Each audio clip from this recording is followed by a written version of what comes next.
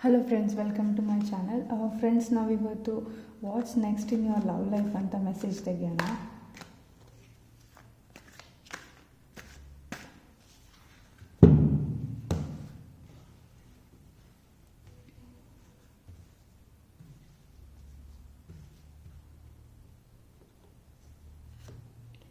Friends, ನಿಮ್ಮ love ಲೈಫಲ್ಲಿ ಈಗ ಪ್ರೆಸೆಂಟ್ಲಿ ನಿಮಗೆ ಯಾರಾದರೂ ಲವ್ನ ಆಫರ್ ಮಾಡ್ತಿರ್ಬೋದು ಫ್ರೆಂಡ್ಸ್. ಸೊ ನೀವು ತೊಗೊಬೇಕಾ ಬೇಡವಾ, ಆ ಪ್ರಪೋಸಲ್ನ ಅಕ್ಸೆಪ್ಟ್ ಮಾಡಬೇಕಾ ಇಲ್ವಾ ಅಂತ ಕನ್ಫ್ಯೂಷನಲ್ಲಿರ್ಬೋದು. ಸೊ ಯಾರೋ ನೀವು ಇಷ್ಟಪಡೋ ಪರ್ಸನ್ನು ನಿಮಗೆ ಲವ್ ಆಫರ್ನ ಕೊಡ್ಬೋದು ಅಂತ ಹೇಳ್ತೀನಿ ಫ್ರೆಂಡ್ಸ್. ಸೊ ನೀವೇನಾದರೂ ಆಲ್ರೆಡಿ ರಿಲೇಷನ್ಶಿಪ್ಪಲ್ಲಿರೋರಾದರೆ ಸೊ ನಿಮಗೆ ನಿಮ್ಮ ರಿಲೇಷನ್ಶಿಪ್ನ ಅರ್ಥ ಮಾಡ್ಕೊಳ್ಳೋಕ್ಕೆ ಬೆಟರ್ ಅಂಡರ್ಸ್ಟ್ಯಾಂಡಿಂಗ್ ಬರ್ತಾಯಿದೆ ಅಂತ ಹೇಳ್ತೀನಿ friends.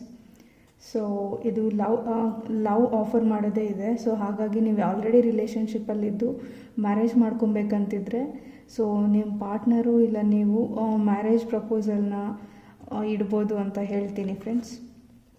And B courageous and confident ಅಂತ ಹೇಳ್ತಿದೆ ಫ್ರೆಂಡ್ಸ್. ನೀವು ನಿಮ್ಮ ರಿಲೇಷನ್ಶಿಪ್ನ ನೆಕ್ಸ್ಟ್ ಲೆವೆಲಿಗೆ ತೊಗೊಂಡೋಗ್ಬೇಕು, ಮ್ಯಾರೇಜ್ ಪ್ರಪೋಸಲ್ನ ನಿಮ್ಮ ಪೇರೆಂಟ್ಸ್ ಮುಂದೆ ಇಡಬೇಕು ಅಂತ ಅಂದ್ಕೊಂಡಿದ್ರೆ ಕಾನ್ಫಿಡೆಂಟ್ ಆಗಿರಿ ಮತ್ತು ಕರೇಜಿಯಸ್ ಆಗಿರಿ, ಮನೇಲಿ ಮಾತಾಡಿ ಅಂತ ಹೇಳ್ತೀನಿ ಫ್ರೆಂಡ್ಸ್.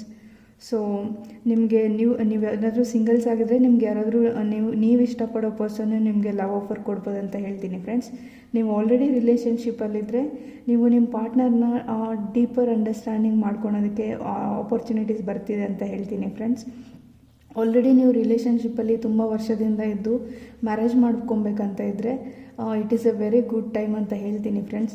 ಇದನ್ನೇನಾದರೂ ನಿಮ್ಮ ಮನೆಯಲ್ಲಿ ಹೇಳಬೇಕು ಅಂತ ಇದ್ದರೆ, ಮ್ಯಾರೇಜ್ ಮಾಡ್ಕೊಳೋದಕ್ಕೆ ರೆಡಿಯಾಗಿದ್ದರೆ ನೀವು ಅದನ್ನು ಕಾನ್ಫಿಡೆಂಟಾಗಿ ಕರೇಜಿಯಸ್ ಆಗಿ ಪೇರೆಂಟ್ಸ್ಗೆ ಹೇಳಿ ಕನ್ವಿನ್ಸ್ ಮಾಡಿ ಅಂತ ಹೇಳ್ತೀನಿ ಫ್ರೆಂಡ್ಸ್.